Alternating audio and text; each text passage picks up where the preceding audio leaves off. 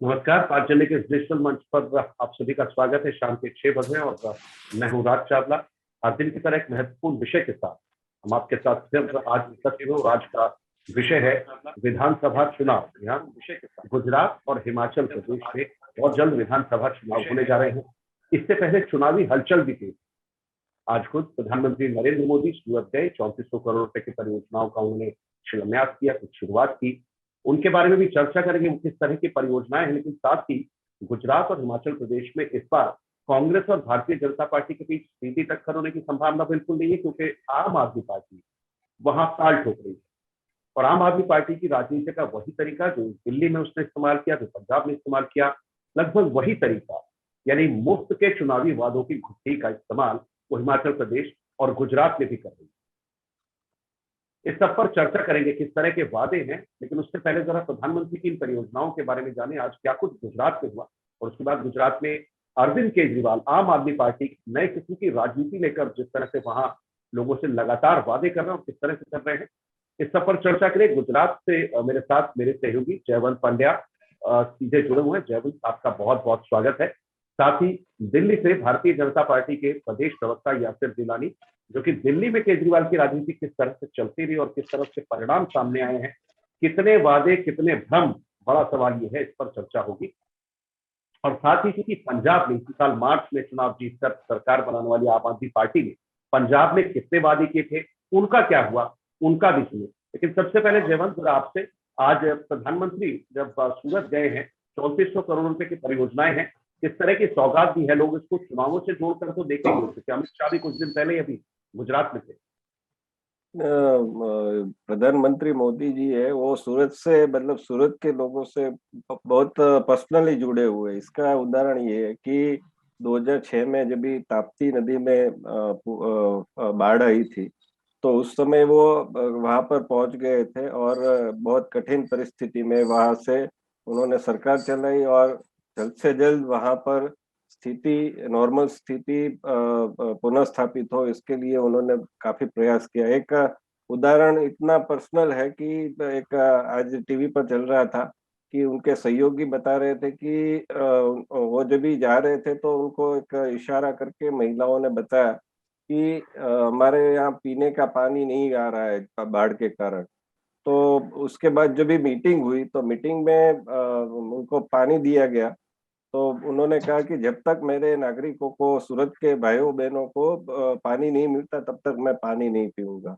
तो ये एक जो पर्सनल टच होता है, ये मोदी जी का वो पिछले 2017 में जो चुनाव हुए उसमें भी विपरीत परिस्थिति होते हुए भी सूरत ने बहुत सारी सीटें बीजेपी को दिलवाई, तो ये एक बहुत बड़ा कारण है। दूसरा, ये सिर्फ पर्सनल टच नहीं है। आज उन्होंने जो 3,472 करोड़ और 3,472 करोड़ के 59 59 विकास कार्यों का लोकार्पण या तो फिर शिलान्यास की आधारशिला रखी।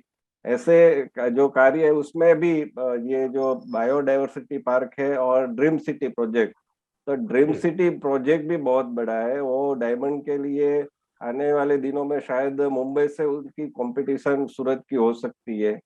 दूसरा, इलेक्ट्रिक व्हीकल की दृष्टि से देखें तो भी आने वाले समय में ये उन्होंने कहा कि ये जो सूरत शहर है वो इलेक्ट्रिक व्हीकल के लिए जाना जाएगा, ऐसा हो सकता है।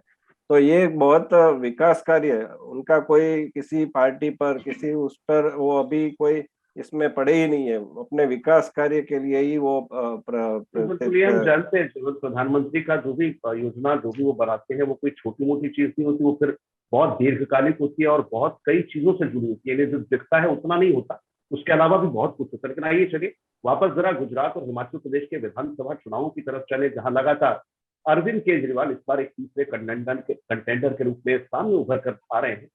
इस तरह के वो चुनावी वादे इस समय गुजरात में कर रहे हैं। काफी सारी बातें उन्होंने किसानों के लिए अलग से किया। और बड़े दिलचस्प मुझे एक घोषणा किसानों की बात से ध्यान में आई कि नर्मदा का क्या पानी मैं किसानों को ला कर दूंगा, ये वो कह रहे थे। और ये वही नर्मदा का बांध था जिसके विरोध में इन्हीं के लोग मेधा पाटकर वो आंदोलन कभी कर रहे थे, शायद, अगर मुझे ठीक से याद है तो लगभग वही बात है।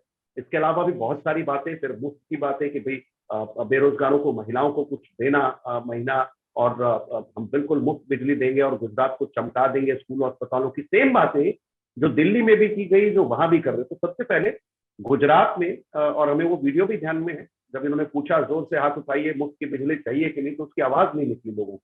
तो ये तो तय हुआ कि गुजरात के लोगों को मुफ्त की घुट्टी में बिल्कुल यकीन नहीं है। लेकिन केजरीवाल की वो राजनीति यहाँ रुकी नहीं, वो लगभग उसी तरह का। मैं जरा एक केजरीवाल का एक स्टेटमेंट पहले सुना दूं, केजरीवाल क्या कह रहे थे गुजरात की एक सभा में, और उसके बाद जरा इस पर चर्चा करते हैं। गुजरात में 5 साल में हर बेरोजगार युवा के लिए रोजगार का इंतजाम करेंगे। जब तक रोजगार का इंतजाम नहीं होता उसको हम 3,000 रुपए महीना बेरोजगारी भत्ता देंगे। हमारी सरकार बनेगी, पुराने सारे बिल माफ और आने वाले समय में हर महीने 300 यूनिट बिजली मुफ्त दी जाएगी। हमने तय किया है 18 साल की से ऊपर की हर महिला को 1,000 रुपए उनके बैंक अकाउंट के अंदर जमा कराएंगे हर महीने। गुजरात के भी सारे सरकारी स्कूल अच्छे करेंगे, सब मुफ्त है दिल्ली वालों के लिए। गुजरात के भी सारे सरकारी अस्पताल अच्छे करेंगे। अगर कोई किसान एमएसपी पे अपनी फसल बेचना चाहता है, सरकार उसकी फसल खरीद करेगी, सरकार को बेच सकता है। अब किसानों को दिन में बिजली देंगे, 12 घंटे बिजली देंगे अपनी खेती करने के लिए। कितनी बातें, और साथ ही किसानों को एमएसपी पर 5 बड़ी फसल। बहरहाल मुझसे ज्यादा जरा जयवंत पंड्या, आपकी नजर पूरी इन दिनों रही है किस तरह से आम आदमी पार्टी ने, केजरीवाल ने खास तौर पे आकर के मुफ्त के भाव वादे किए, अपने अपने लोगों को उस तरह लुभाने की कोशिश करे जैसे पंजाब में और दिल्ली में लुभा पाए। उनको लगता है वो फार्मूला वहां चल जाएगा। आपसे सवाल मेरा, किस तरह के वादे हैं और किस तरह का रिएक्शन गुजरात के अंदर अलग अलग सेक्टर से है? क्योंकि गुजरात के बारे में उद्यमशीलता एक बहुत बड़ा गुण है गुजरात में, हम जानते हैं। इसलिए मुफ्त वाला कितना पासा चलेगा, ये जरा आप थोड़ा विश्लेषण करें। मैं किसका छोटा सा उदाहरण लूंगा, आपको सारी बात समझ में आ जाएगी कि गुजरात में मुफ्त की बात क्यों नहीं चल सकती। एक तो ये कि वो मुफ्त बिजली की बात करते हैं। अभी यहाँ पर सोलर मॉडल इतना चलता है सोलर पैनल का, तो आप सोलर पैनल लगा लीजिए और आपको अगर एक्सेस, मतलब आपका बिल तो माफ ऐसे ही हो जाएगा, लेकिन अधिक आप प्रोडक्शन होता है तो आपको सरकार पैसा देती है। ऐसा ऐसा मॉडल यहाँ पर ऑलरेडी लागू है। दूसरा ये है कि मैं खुद स्वयं दिल्ली आया था और दिल्ली में मैंने देखा कि 2 रूम में रह रहे हैं, फिर भी 3,000 प्रति माह का बिल आता है, जबकि गुजरात में 2 महीने में इतना बिल आता है शायद, वो भी एसी वगैरह सब आप चला लीजिए तो भी आता है। तो ये एक बहुत ही बड़ा फर्क है। तीसरी बात ये है कि अभी यहाँ पर अटल फ्रूट बीज, ये जो बहुत ही अच्छा शानदार बनाया है, नरेंद्र मोदी जी ने उनका लोकार्पण किया, तो इसके ऊपर कुछ लोगों ने पान की वो पिचकारी मार दी थी, तो उसके बाद सरकार ने यहाँ पर 1 रुपया 1 मिनट का लगा दिया, तो 30 मिनट यदि आप घूमते हैं तो 30 रुपया होता है। तो ये फिर भी लोग जा रहे हैं, बहुत ही बड़ी संख्या में लोग 30 रुपया खर्च करके वो देखने जा रहे हैं। तो इसका मतलब है कि यहाँ के लोग जानते हैं कि ऐसा कोई मुफ्त का नहीं होता, क्योंकि टोल टैक्स भी आप देख लीजिए कि अच्छा रोड चाहिए तो आपको टोल टैक्स भरना पड़ेगा। ये गुजरात की मानसिकता है कि यहाँ पर हमारा समय बचता है, फिर रोड अच्छा है तो पंक्चर नहीं पड़ेगा, तो ये और टाइम भी बचता है, तो फ्यूल भी बचता है। तो ये गुजरात के लोग कैलकुलेटेड दिमाग वाले हैं।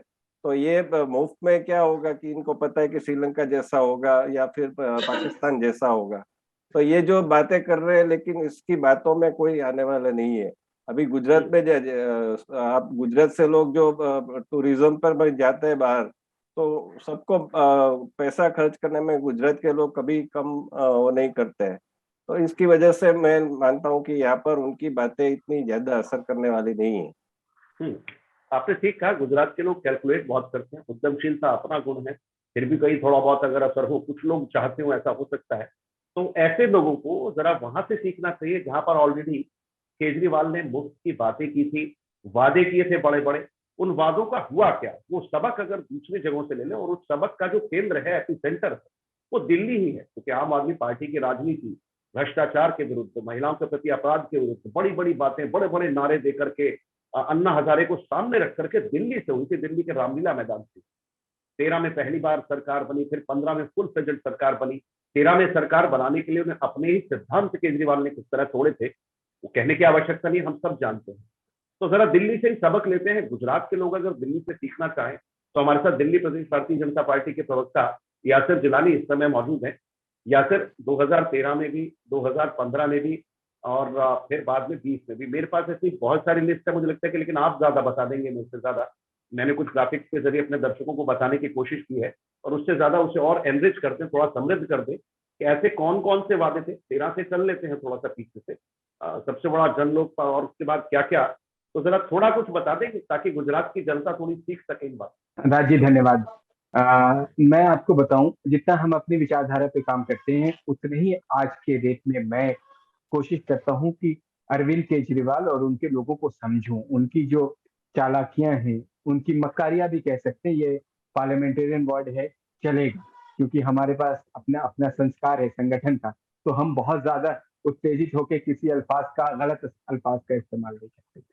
देखिए, इन्होंने एक, इनकी जो मॉडस ऑपरेंडी है, जिसके तहत ये पूरा का पूरा अपनी राजनीति चला रहे हैं, उसमें ये किसी भी मुद्दे को टच करके भाग जाए। इनसे अगर कोई सवाल कर दे तो ये उसका सामना नहीं कर पाते। मैं आपको पीछे वाली चीजों को बताऊं उससे पहले कल का एक उदाहरण देता हूं। एनडीएमसी काउंसिल की मीटिंग चल रही थी, जिसमें हमारे दिल्ली के जनरल सेक्रेटरी और वहां के मेंबर ने जब उनसे सवाल किया, जायज सवाल, कुलजीत सिंह चहल जी ने, तो ये आपने वो वीडियो देखा होगा, ये भाग खड़े हुए। तो जो आदमी एक एनडीएमसी के सदस्य और भारतीय जनता पार्टी के नेता जो डायरेक्ट 1 to 1 सवाल कर रहा था, आप उसका जवाब नहीं दे सकते, तो आप जनता से किए हुए झूठ के जो वायदे थे, जो झूठ का पुलिंदा था, जो झूठ आपने परोसा था, चाहे वो वाईफाई को लेके था, चाहे वो बसों में मार्शल को लेके था, चाहे अपनी सुरक्षा को लेके जो था, जिस तरीके से दोनों जगह पंजाब में देख लीजिए, उनके फ्लीट में, जो सुरक्षा के फ्लीट में 43 कार्स लगी हुई हैं, 43 गाड़ियों का अभी तक जो खबर है, जिस तरीके से सुरक्षा कर्मी साथ लगे हुए, ये सब तो इनकी राजनीति के का था ही नहीं। इनकी राजनीति तो बदलाव के लिए थी, जैसा इन्होंने झूठ परोसा था दिल्ली के लोगों को। और यही बात जो उन्होंने उत्तराखंड के चुनाव में करा था, जो उनके संजय सिंह ने उत्तर प्रदेश में बार बार मीडिया के साथ आके सामने ये कहा कि हम तो उत्तर प्रदेश में सरकार बनाने जा रहे हैं, और झूठ बोला, वही झूठ वो अब गुजरात में कर रहे हैं। लेकिन अभी उत्तर प्रदेश में तो काफी हद तक जमानत जब्त हुई थी, मुझे लगता है कि दिल्ली के अंदर 99.9% यमुना का प्रदूषण बहुत बड़ा काम था, देखिए, और वायु प्रदूषण पराली के नाम पर जिस तरह का ड्रामा हुआ, विज्ञापन हुआ, उसका क्या खेल चला वो भी हम जानते हैं। और ऐसे के वाईफाई एक है मामला, सीसीटीवी एक मामला है, कमांडोज एक मामला है, बहुत सारी ऐसी बातें मैं गिना सकता हूँ। मुझे लगा वो बातें अगर आप गिनाएंगे कि कौन कौन से वादे थे और उनका क्या हुआ, बिंदुवार अगर बताएं तो जरा गुजरात के लोग धन्यवाद कहें। राज्य देखिए, हमारे यहाँ दिल्ली की 2 समस्याएं हैं। एक पराली की समस्या एज इट इज बनी हुई है, उसमें कहीं कोई तब्दीली नहीं है। उसको लेके जिस तरीके से बड़ी बड़ी बातें इन्होंने करी हैं, अब वो टाइम फिर आने वाला है, फिर वही सारी चीजें सामने खड़ी होंगी। लेकिन इनसे आप पूछें, एज ए जर्नलिस्ट पूछें, कभी सवाल करें, और जर्नलिस्ट जो करते हैं उसका कभी इनके पास जवाब नहीं। ये एक सेट एजेंडे के साथ आते हैं। ये इनके पास जो एजेंडा है उसमें सिर्फ लुभाते हुए वादे हैं जो कभी पूरा नहीं हुए। इन्होंने आपको याद है, इनके नेताओं ने जब कहा था कि हम जन लोकपाल के बिना तो हम सोच ही नहीं सकते। आप बताइए, अभी इनकी लेटेस्ट 48 घंटे के अंदर अंदर आम आदमी पार्टी से जुड़े हुए 2 लोग, सबसे करीबी मनीष सिसोदिया के समीर महेंद्रू की गिरफ्तारी हुई है, और विजय नायर जो इनके कम्युनिकेशन डिपार्टमेंट के, पंजाब में भी उन्होंने काम देखा, उन्होंने दिल्ली का काम देखा, उन्होंने गुजरात का काम वो देख रहे थे, जो बेहद करीबी हैं अरविंद केजरीवाल, वो शराब घोटाले में सीधे सीधे इन्वॉल्व है, क्योंकि जो स्टिंग ऑपरेशन में पहला स्टिंग आया था उसमें इनका नाम लिया, और उस नाम जनता को याद दिलाते कि आम आदमी पार्टी ने दिल्ली को नशा मुक्त बनाने का वादा किया था। नशा मुक्त तो नहीं, यहाँ तो शराब घोटाला और वो भी नशा देखिए, वही एक बात मैं जोड़ दूं इसमें, यहाँ पर जो इनके उम्मीदवार है सौराष्ट्र में, तो वो तो कह रहे हैं कि जितना हो सकता है दारू पियो, आपकी जितनी ताकत है उतनी दारू पियो, तो ये मामला है। देखिए, उन्होंने अपनी शुरुआत कर दी। दिल्ली में भी उन्होंने शिक्षा की बात करी थी, उन्होंने अच्छे स्वास्थ्य की बात करी थी। आज स्वास्थ्य की मुझे लगता है कि पूरे हिंदुस्तान में अगर कहीं सबसे ज्यादा चरमराई हुई व्यवस्था है तो वो दिल्ली राज्य है। तो आप दिल्ली में स्कूल को लेके ये इतना झूठ बोलते हैं, इन्होंने तो एक पूरा का पूरा एक्सेप्ट कर लिया कि केरला से डेलीगेशन आया है, क्योंकि गुजरात के साथी मेरे साथ जुड़े 500 हैं, नए स्कूल ये बनाने का गुजरात के वादा था लोगों को एक बताएं। नहीं, वो केरला का जो डेलीगेशन आया वो इन्होंने अपने स्कूल में उसको घुमाया भी। बाद में पता चला कि केरला की सरकार ने डिनाई कर दिया कि हमने कोई डेलीगेशन नहीं भेजा। तो ये किस लेवल के फ्रॉडिज्म कर सकते हैं, इसका अंदाजा और इसकी सच्चाई गुजरात के लोगों तक पहुंचनी चाहिए। बेहद बुरी हालात है। एनडीएमसी, मैं तो इनकी जो विधानसभा है नई दिल्ली, केजरीवाल साहब के खुद, उसमें स्कूलों की बद से बदतर हालत है राज्य, उसको भी उजागर करेंगे, उसका भी वीडियो हम लोग अभी सामने लाने जा रहे हैं। और अभी जो चीजें चल रही हैं, खास करके शराब घोटाले में जिस तरीके से कड़ी दर कड़ी जुड़ती जा रही है और हथकड़ी इनके नजदीक आ रही है, इनको इसका डर है, इनकी बौखलाहट है। और वो गुजरात को इसी तरीके से जब उत्तराखंड में गए थे, आपको मालूम है, उन्होंने कह दिया था हमारे मुख्यमंत्री बनने जा रहे हैं, और वो मुख्यमंत्री साहब जिनको डिक्लेयर किया था, बाद में वो हमारे परिवार में सम्मिलित हो गए। इनकी कृतियों की वजह से, इनके झूठ की वजह से, इनके प्रोपेगेंडा की वजह से, और ये जो प्रचार हिमाचल में भी लगभग में ऐसा ही हुआ है। अभी मुझे लगता है हरदीप जी बताएंगे। दिल्ली पर जरा लौटूंगा, चर्चा करूंगा, क्योंकि ये जो पूरा शराब का घोटाला है तो बड़ा दिलचस्प है ही।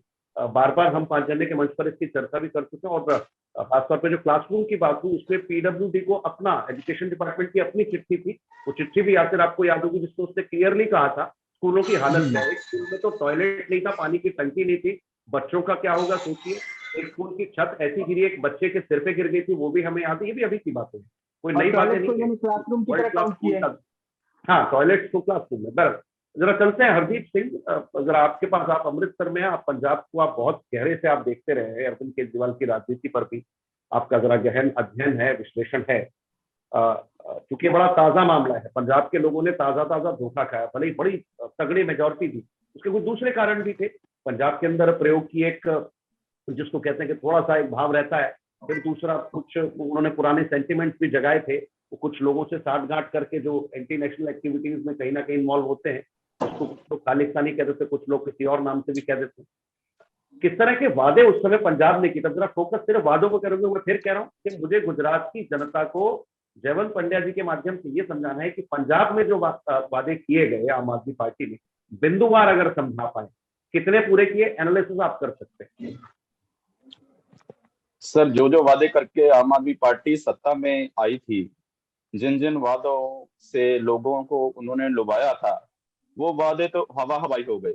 जैसे नौकरियों के नाम पर, बिजली के नाम पर, माताओं बहनों को 1,000 रुपया देने के नाम पर, अमन कानून की स्थिति के नाम पर, सभी वादे उनके इलेक्शन के जीतने के बाद वो केजरीवाल जी भूल गए। केजरीवाल जी की राजनीति डिपेंड करती है, वो सारा केंद्रीय बिंदु रखते हैं प्रोपेगेंडा और पब्लिसिटी पर। और जितना भी, अगर वो एक स्कूल में और एक हॉस्पिटल पे 50,000 रुपया खर्चते हैं, तो पब्लिसिटी पे, उसकी पब्लिसिटी पे 1,00,000 रुपया खर्चते हैं। जैसे कि गुजरात में लोगों को तरह तरह के लालच दिए रहे हैं, पंजाब वालों को, लोगों को भी लालच दिए थे। अब पंजाब के लोग पछता रहे हैं पूरी तरह से, और अमन कानून की स्थिति का जनाजा निकल गया है। कोई भी मुद्दे पर जो आम आदमी पार्टी है पूरा नहीं उतर पाई। सबसे, मैं आपको बात करूं भाई साहब जी, सबसे जो पंजाब में एक बहुत सेंसिटिव इशू था, बेअदबी का सैक्रालाइज था, जो केजरीवाल जी कहते थे कि जब आम आदमी पार्टी की सरकार बनेगी तो हम 24 घंटों के अंदर अंदर जो दोषी है उनको सलाखों के पीछे कर देंगे। लेकिन आज आम आदमी पार्टी को बने 6 महीने हो गए हैं, केजरीवाल जी और उनके सीएम भगवंत मान जी एक दिन भी सैक्रालाइज पर बोले नहीं। बेअदबी, श्री गुरु ग्रंथ साहब जी का जो पवित्र था, उनकी पवित्रता भंग की गई। उनके स्वरूप जो थे गलियों में फाड़कर फेंक दिए गए। उस मुद्दे को लेकर 2015 का इंसिडेंट है, और उस मुद्दे को लेकर केजरीवाल ने लोगों को के साथ वायदा किया था कि हमारी सरकार आएगी, हम सिख समाज को, श्री गुरु ग्रंथ साहब जी को हम इंसाफ दिलाएंगे। लेकिन इंसाफ दिलाने की बजाय वो भगवंत मान जी को कभी गुजरात बुला लेते हैं झूठ बोलने के लिए, कभी हिमाचल बुला लेते हैं। और जैसे वादे केजरीवाल जी ने जहां किए थे, वीवीआईपी कल्चर में नहीं पड़ेंगे। आज आपको एक बताऊं, एक आरटीआई में खुलासा हुआ है आरटीआई में इतना सनसनीखेज खुलासा हुआ है कि जो पंजाब के सीएम भगवंत मान जी से पहले थे, वो 33 गाड़ियों का काफिला लेकर चलते थे, और कैप्टन आज साहब, भगवंत मान जी 42 गाड़ियों का काफिला लेकर चल रहे हैं। और इससे भी ज्यादा आपको बता दूं, और उस काफिले में 8 लैंड क्रूजर गाड़ियां हैं, और लैंड क्रूजर गाड़ी का आपको कीमत पता ही है, 150-2 करोड़ एक लैंड क्रूजर आती है। तो ये बोलते थे कि हम आम आदमी है, हम गनमैन नहीं लेंगे, हम सुरक्षा कर्मी नहीं लेंगे, आम आदमी पार्टी जो है साधारण लोगों की पार्टी है। लेकिन आपको बताऊं कि अरविंद केजरीवाल जी जो पंजाब के वो कन्वीनर होने का दावा करके पंजाब से 90 जो सुरक्षा कर्मी है वो अरविंद केजरीवाल जी की सुरक्षा में लगे हुए हैं। और भगवंत मान जी, उनकी जो पत्नी है, उनकी जो बहन है, उनको भी सुरक्षा कर्मी दिए रखे हैं। भगवंत मान जी को माता को सुरक्षा कर्मी दे रखे हैं। लेकिन अमन कानून की स्थिति का इस कदर जनाजा निकल चला है कि पंजाब में एक गायक, आपको याद होगा, पंजाब में गायक सिद्धू मूसेवाला की हत्या का कारण सरकार बनी, क्योंकि आम आदमी पार्टी ने झूठी पब्लिसिटी के लिए पहले उनके गनमैन वापस लिए, सुरक्षा कर्मी वापस लिए, उनको लगातार थ्रेट मिल रहे थे, उनसे सुरक्षा कर्मी वापस लेके उनको अपने फेसबुक अकाउंट पे जो मुख्यमंत्री हैं उनकी सरकार की ओर से, उनकी पार्टी की ओर से प्रोपेगेंडा करने के लिए डाला गया। और कुछ दिनों बाद ही जो गैंगस्टर थे उन्होंने सिद्धू मूसेवाला की हत्या कर दी। डिटेल बड़ी और कॉन्फिडेंशियल होती है सिक्योरिटी के, जब आप महत्वपूर्ण लोगों के लिए सिक्योरिटी रखते हैं, इसलिए उस डिटेल को आप उसमें कुछ भी चेंज कर रहे हैं, पब्लिक नहीं कर सकता। आपने बिल्कुल ठीक कहा। बहुत लॉ एंड ऑर्डर की स्थिति पर इस पर वापस आऊंगा। और जी जी, लॉ एंड कानून, अमन और कानून की स्थिति तो बदतर हो गई है। इससे आम आदमी पार्टी की बात करती है, गुजरात में भी लोग बात करते हैं कि हम फ्री बिजली देंगे। फ्री बिजली का आप सुन लीजिए, फ्री बिजली का क्या, इनकी सच्चाई क्या है कि पंजाब का जो पावर कॉर्पोरेशन है PSPCL, वो 25,000 करोड़ के घाटे में चल रहा है आज की तारीख में, और इन्होंने 17,500 करोड़ रुपए की सब्सिडी दी है। और भगवंत मान जी जब पहली बार, आपको याद होगा राजी, जब ये प्रधानमंत्री जी के पास गए, माने प्रधानमंत्री जी के पास जाते हैं भगवंत मान जी पहली बार मुलाकात करने लिए, तो उनसे क्या मांगते हैं कि पंजाब की जो आर्थिक स्थिति है वो ठीक नहीं है, और उसको सुधारने के लिए मुझे 2 साल के लिए 50,000 करोड़ रुपए का पैकेज चाहिए। जब आपको मालूम था कि पंजाब की आर्थिक स्थिति इस बद से बदतर है, तो आपने इतने चुनावी वादे क्यों किए? ये बात गुजरात वालों को समझने की बात है। वो जब जो महिलाओं को और बहनों को, माताओं को 1,000 रुपए दे उनके अकाउंट में डालने की बात की गई थी, वो तो बात कर ही नहीं रहे। केजरीवाल जी तब कहते थे कि मैं 20,000 करोड़ रुपया माइनिंग से इकट्ठा करूंगा, और 34,000 करोड़ रुपया उन्होंने दावा किया था। टीवी चैनलों पर आप उनके देख सकते हैं डिबेट। 54,000 करोड़ रुपए में करप्शन रोक करके निपटा लूंगा, मैं कमा लूंगा, बचा लूंगा पंजाब का। लेकिन जैसे ही चुनाव हुए तो दूसरे दिन भगवंत मान 50,000 करोड़ मांगने पहुंच गए। 3 लाख करोड़ का पहले से कर्ज में है वो पंजाब स्टेट को, पुरानी सरकार का जो भी दिया हुआ है वो लेगेसी तो है ही। उसके बाद पंजाब को मुफ्त की राजनीति पर घसीट कर और कर्ज के जाल में धकेलने का प्लान, ये बहुत अजीब है। हरदीप, आपके पास फिर वापस आऊंगा, लेकिन मुझे लगता है कि रोजगार भी एक बड़ा सवाल था। दिल्ली में भी था, 8 लाख रोजगार दिल्ली में थे, 2 लाख वैकेंसी उस समय थी जब ये आए थे।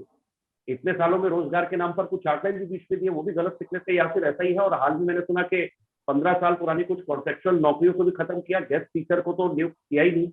और ये रोजगार की स्थिति पर जो वादे किए थे और वर्सेस सच्चाई, ये जरा थोड़ा दिल्ली में क्या है समझा। देखिए, गेस्ट टीचर का मामला आप राजी देख ही रहे हैं कि किस तरीके से वो दर दर भटकने के लिए अरविंद केजरीवाल जी ने छोड़ दिया। उनसे बात तक करने के लिए उनका कोई रिप्रेजेंटेटिव तैयार नहीं है। वो बेचारे दर दर भटक रहे हैं। आज उनकी हालत इतनी खराब है कि वो अपनी जो जीवन यापन कैसे करें उसको भी वो संभाल नहीं पा रहे। तो ये जो बेसिक चीजें हैं, इसको हमें गुजरात तक पहुंचाने की जरूरत है, क्योंकि इनकी एक पूरी टीम जो झूठ बोलती है, वो जिसको झूठ बोलने की ट्रेनिंग दी गई है, वो गैंग गुजरात में उतर के लोगों को कहीं ना कहीं एक अलग इंफॉर्मेशन दे रही है, एक अलग कहानी बता रही है। वहां पे अब हमारा कर्तव्य कुछ ज्यादा हो गया है कि हम उन्हें बताएं कि जो काम आप देख लीजिए, गेस्ट टीचर की आपने बहुत अच्छी बात ये सवाल करा कि उस मामले में जब भी इनसे पूछा जाता है, इनके किसी के पास कोई इंफॉर्मेशन नहीं है। मनीष सिसोदिया बात करने के लिए तैयार नहीं है, उनका रिप्रेजेंटेटिव गेस्ट वैसे टीचरों को कश्मीरी पंडितों के मामले में भी इन्होंने बोला। राजीव, मैं आप किसानों राजीव, मैं जी जी, आपको डिस्टर्ब कर रहा हूँ। मैं एक अहम किसानों के हरदीप बस एक मिनट, यासिर अपनी बात पूरी करे फिर आप। राजीव, एक जो कल की अहम वो हुई है, संभवतः पूरे भारत में कोई ऐसा मुख्यमंत्री जो चेयर कर रहा हो किसी मीटिंग का और उसका सदस्य अगर उससे कोई सवाल कर रहा है, ये आप ये समझने के अभी तक का तथ्य के आधार पर मैं कह रहा हूँ, ये भारत का पहला मुख्यमंत्री है जो छोड़ के मीटिंग भाग गया। अरविंद केजरीवाल के कैरेक्टर का एक बड़ा दिलचस्प पहलू इस समय डिस्कस करूंगा। जरा हरदीप, आप जरा अपनी बात पूरी करें, कुछ कहना चाह रहे हैं। मैं सबसे अहम जो बात करते हैं, जो किसानी की, पंजाब किसानी की, इनका जो वादे किए थे उनके बारे में एक थोड़ा सा प्रकाश डालना चाहता हूँ कि 5 महीने हो गए इनकी सरकार को बने और 5 महीनों में 125 किसान आत्महत्या कर चुके हैं। तो केजरीवाल जी की गारंटी ली थी कि जब आम आदमी पार्टी की सरकार बनेगी तो मैं गारंटी देता हूं कि मेरी सरकार बनने के बाद कोई भी किसान आत्महत्या नहीं करेगा। जो धान की फसल है, एक सुंडी पड़ती है पंजाब में, धान की फसल जो 25% हमारे माझा क्षेत्र है वो खराब हो चुकी है, लेकिन कोई गिरदावरी के हुक्म नहीं दी गई है। इसके अलावा सबसे बड़ी बात है कि दलित समाज की वोटों लेने के लिए केजरीवाल ने वादा किया था कि मैं जब भी सरकार बनेगी डिप्टी मुख्यमंत्री दलित समाज से होगा, लेकिन केजरीवाल जी जब सरकार बनने के बाद सब कुछ भूल गए और 7 राज्यसभा के जो सदस्य थे वो पंजाब से बाहर ले लिए और उनमें से एक भी दलित समाज से नहीं लिया। और जो बाबा साहब भीमराव अंबेडकर जी की तस्वीर लगाते हैं, शहीद भगत सिंह जी की तस्वीर लगाते हैं, लेकिन वो तस्वीर दिखाने के लिए और वोटों लेने के लिए है, वोटें बटोरने के लिए वो सारा ये जो आपने कहा, और बहुत दिलचस्प पहलू बताता हूँ। जब ये अन्ना के साथ मंच शेयर करते थे तो उस वक्त कहते थे हम जात पात के मसले में कभी नहीं पड़ते। जब राजनीति शुरू की थी तब भी यही कहा था कि हम जाति की राजनीति कभी नहीं करेंगे। वो अन्ना को कैसे इन्होंने बनाया था वो हम सब जानते हैं। और जब जाति की राजनीति नहीं करते तो फिर उप मुख्यमंत्री दलित होने की बात इनको कहनी नहीं चाहिए थी। और देखिए अब जो कहते हैं वो करते नहीं है, तो तय हुआ। और ऐसा पहली बार नहीं है। मतलब जिस दिलचस्प पहलू की मैं बात करने वाला था, जयवंत, इस पर आप एक जोड़ दूं और बात। जी देखिए, अभी जो हम जिस शिक्षा मॉडल की बात कर रहे थे, आप दिल्ली में देखेंगे तो प्रधानाचार्य जो है 84% इस वक्त स्कूलों में नहीं। गेस्ट टीचर का तो आपको याद है, इन्होंने कहा था कि मैं पक्का कर दूंगा। आज गेस्ट टीचर की क्या हालत है, क्या दुर्दशा इन्होंने करा है, आप सब देख रहे। इसी तरीके से पीजीटी, टीजीटी टीचर है ही नहीं। बहुत सारे स्कूल तो वाइस प्रिंसिपल के, वो भी एक्टिंग वाइस प्रिंसिपल के। मैं तो अभी प्रिंसिपल पे था, वाइस प्रिंसिपल के मतलब वहां भी 64 के आसपास फीसदी जो है खाली पड़े पद हैं। पीजीटी में तो आप बताइए कि आप कह रहे थे कि मैं रोजगार दूंगा, मैं रोजगार का सबसे बड़ा साधन बनूंगा लोगों को। हाँ, इन्होंने अपने लोगों को रोजगार दे दिया है। इन्होंने वक्फ बोर्ड की जमीनों को कब्जा करा के नए नए आयाम खोलने की कोशिश कर रहे हैं। ये नए नए कब्रिस्तान बनवाने की कोशिश कर रहे हैं, क्योंकि वहां तुष्टिकरण का जो प्रकाष्ठा वाला इनका वोट बैंक है उसको खुश करने में ये लगे रहते हैं। वो वोट कहीं इनसे खिसक ना जाए, वो लोग कहीं अलग ना हो जाए, दिल्ली भाड़ में जाए, ये इनका पूरा का पूरा फंडा है। लेकिन राजी, ये आपके माध्यम से, पांचजन्य के माध्यम से और गुजरात के लोगों को हम लोग उनके मोहल्लों तक जाके इनकी सच्चाई से रूबरू कराएंगे और बार बार कराएंगे, क्योंकि गुजरात की जनता बहुत समझदार है। वो इनके किसी तरह के फरेब में फंसेगी नहीं, ये यकीन है। लेकिन जयवंत ने कहा गुजराती बहुत कैलकुलेशन बहुत करता है, और जयवंत जी भी, लेकिन फिर भी हम लोगों को जाना पड़ेगा और हमने वहां पे जाके उन लोगों को समझाने की जरूरत है। कैलकुलेशन के लिए एक पहलू मुझे लगता है कि आप तीनों से के सामने मुझे भी रखना चाहिए। केजरीवाल का 2013 से लेकर के आज 2022 तक 9 साल का इतिहास आप देखें, और बहुत लोगों को ध्यान में होगा इन्होंने जब जब जो कहा उससे पलटने में देर नहीं लगाई। तो पलटवीर भी कुछ लोग कहते हैं, पलटूवाल भी कहते हैं, अलग अलग नाम सोशल मीडिया पे चलते हैं, और वो ऐसे ही नहीं होते, उसके बारे में जरा तथ्य भी है। इन्होंने अरुण जेटली पर डीडीसी के भ्रष्टाचार के मामले में, स्वर्गीय अरुण जेटली माफ कीजिएगा, डीडीसी के भ्रष्टाचार के आरोप लगाया, उस पर इन्होंने माफी मांगी। इन्होंने नितिन गडकरी पर आरोप लगाया, उस पर इन्होंने माफी मांगी। इन्होंने ऐसे कई और लोगों पर भी आरोप लगाया, विक्रम सिंह मजीठिया पर भी आरोप लगाया। पंजाब में भी हुआ था, अभी एलजी हाई कोर्ट ने वो कर दिया। राजीव, गेस्ट टीचरों की इन्होंने तनख्वाह नहीं दी है। एक जमाना हो गया गेस्ट टीचरों को तनख्वाह नहीं मिली, बढ़ाने की बात कहते हैं वो कहते हैं ये करते नहीं है, ये मुझे लगता है कैरेक्टर भी है। और माफी की लिस्ट बहुत लंबी है, पलटने की लिस्ट बहुत लंबी है। कहा था राजनीति नहीं करूंगा, करते हैं। कहा था वीआईपी कल्चर नहीं करेंगे, आ भी गए। कहा था वीआईपी कल्चर नहीं चाहिए, नहीं बंगला चाहिए, बाद में कहा नहीं नहीं, मेरे सपोर्टर तो कह रहे हैं आप बड़ा बंगले के बिना आप कैसे रहेंगे, आपको तो 2-2 बंगले जोड़ के एक बंगला बनाना है। फिर कहा कि नहीं इतने सुरक्षा गार्ड को चाहिए, दिल्ली में पुलिस अपनी है तो पंजाब से 90 सुरक्षा गार्ड की टीम फौज अपने लिए इकट्ठी कर ली। ये पंजाब से स्विमिंग पूल 20 करोड़ रुपए लागत का बनाया इन्होंने। जो कुछ कहा वो नहीं किया, ये हम सब देखते हैं। जयवंत जी, अंतिम टिप्पणी आपसे। गुजरात में अब केजरीवाल जब जा रहे हैं, दिल्ली और पंजाब में जो कुछ हुआ, गुजरात में कितना ये सब लोग समझते हैं, आम जनता के बीच केजरीवाल की छवि कैसी है? जरा एनालिसिस थोड़ा मुश्किल होगा, ये कोई सर्वे जैसी बात नहीं है, लेकिन एक जनरल टेंडेंसी लोगों में, अलग अलग हल्कों में आपका लोगों से मेल मुलाकात होती है, गरीब वर्गों में भी जाते होंगे जहां मुफ्त की बात सुन के थोड़ा तो मन करता ही होगा। कुछ ऐसे भी होंगे जो मध्यम वर्गीय होंगे, उद्यमी होंगे, नौकरी करते होंगे, अलग अलग किस्म के।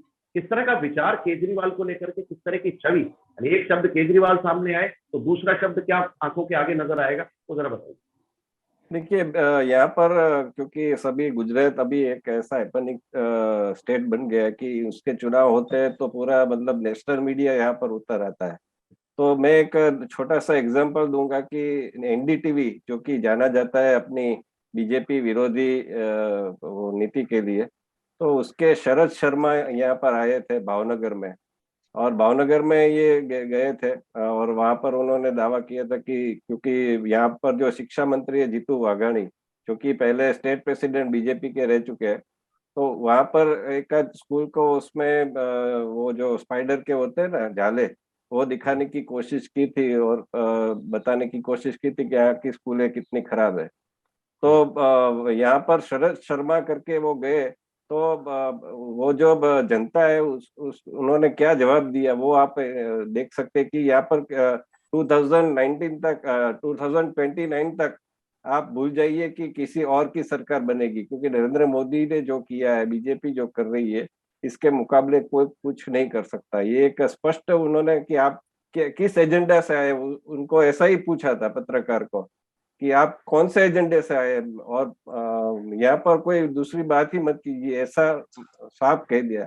ऐसे ही न्यूज 24 चैनल, वो भी राजीव शुक्ल जी की है, कांग्रेस के नेता है, तो उनके पत्रकार न्यू अटल फुट ब्रिज पर इंटरव्यू कर रहे हैं, तो मैं आपको चाहिए तो लिंक भेज दूंगा। तो वो भी सब लोग आ रहे हैं तो उसको पूछ रहे हैं, तो कोई बात करने को, केजरीवाल पर बात करने को तैयार नहीं है। और यहाँ तक कि मुसलमान वो भी कह रहे हैं कि यहाँ पर बीजेपी और मोदी जी ही आने वाले हैं। तो ये स्पष्ट एक लोगों का रुख है। और दूसरा ये कि गरीब वर्ग भी जानता है कि आयुष्मान योजना हो या पर यहाँ पर माँ अमृतम और माँ वात्सल्य कार्ड जो नरेंद्र मोदी के रहते हुए यहाँ पर शुरू की गई थी, कोरोना काल में कितनी वो हुई। यहाँ पर सब लोग अच्छी अच्छी जो सरकारी हॉस्पिटल में गए थे बड़े बड़े लोग, जैसे कि कांग्रेस के यहाँ पर मुस्लिम विधायक है गयासुद्दीन शेख, तो उन्होंने वहां पर अच्छी ट्रीटमेंट ली और वो एक लाइव डिबेट में भी बोले कि नहीं अच्छी है। तो ये यहाँ की स्थिति है और लोग जानते हैं। दूसरा ये कि गुजरात के लोग काफी कुछ नजर रखते हैं दिल्ली के ऊपर, कि वो जानते हैं कि यहाँ पर एक दंगों का इतिहास रहा है, जो कि बीजेपी नरेंद्र मोदी के आने के बाद 2002 को छोड़ दीजिए, तो उसके बाद यहाँ पर एक शांति, समृद्धि और आर्थिक वो प्रगति हुई है। तो ताहिर हुसैन हो, अमान अब्दुल्ला खान, 2020 का मामला, उसमें भी इनके पार्षद आम आदमी पार्टी के इन्वॉल्व थे। हाँ राजी, एक छोटी सी बात आपके माध्यम से कहना चाहता हूँ। हाँ जी, अभी एक बार जयवंत जी को पूरा करने देते हैं। तीसरी बात ये कि जो यहाँ पर एक आरटीआई एक्टिविस्ट है सुजीत पटेल करके, तो वो भी आरटीआई करते रहते हैं और दिल्ली के बारे में, तो कॉन्ट्रैक्ट कर्मियों को ये परमानेंट करने की बात करते हैं, लेकिन उनके अपने कार्यालय में 17 कर्मचारी है वो कॉन्ट्रैक्ट पर है। या फिर अभी गुजरात से एक हर्ष सोलंकी करके उसको बुलाया था वहां पर खाने के लिए, लेकिन वहां पर सफाई कर्मचारी है, तो उसको शीला रमेश कुमार जैसे नाम है उनका डेथ हो गया, तो उनको सहाय नहीं दी गई और फिर एमसीडी ने सहाय दी थी। ऐसी बहुत सारी बात, आरटीए से निकलकर ये लाते हैं सुजीत पटेल करके। अगर आपको चाहिए तो मैं उसकी भी ट्विटर और फेसबुक को भेज इसके बारे में मुझे लगता है कि दिल्ली में कई लोग और जानना चाहते हैं, या फिर कोई बातों में इंटरेस्ट हो रहा है। हरदीप कुछ जोड़ना चाह रहे थे आप?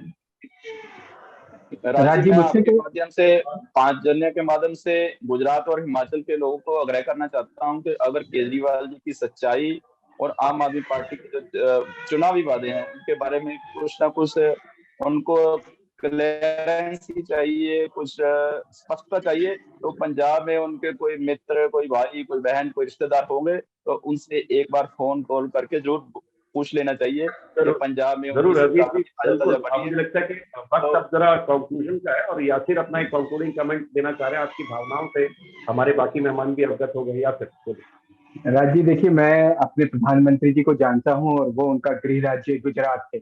मैं अपने गृह मंत्री को जानता हूं, वो उनका गृह राज्य गुजरात है, और गुजराती उनके हमेशा से साथ हैं। 27 साल का गुजरात मॉडल पूरे हिंदुस्तान में अपना एक इतिहास बना के चल रहा है। उसको लोग बार बार कोट करते हैं, हिंदुस्तान के अंदर भी और हिंदुस्तान के बाहर के मुल्क भी गुजरात की तरफ देखते हैं, क्योंकि विकास वहां पे मुख्यमंत्री रहते हुए प्रधानमंत्री नरेंद्र मोदी जी ने जो किया है वो एक मील का पत्थर बना हुआ है। हाँ, ये लोग जरूर एक झूठ का जो कारोबार करने वाले अरविंद केजरीवाल, इनकी गैंग है, वो वहां पे पूरी तरीके से परास्त होने जा रही है, और जो कसर रह जाएगा उसको आप जैसे बड़े जर्नलिस्ट और मेरे जैसा भारतीय जनता पार्टी का छोटा कार्यकर्ता उसको जाके वहां पूरा करेगा, उस झूठ को पर्दाफाश करेगा और सच का सामना गुजरात के लोगों से कराएगा। जो दिल्ली में उन्होंने लोगों को ठगा है, उनकी ठगी को बताएगा।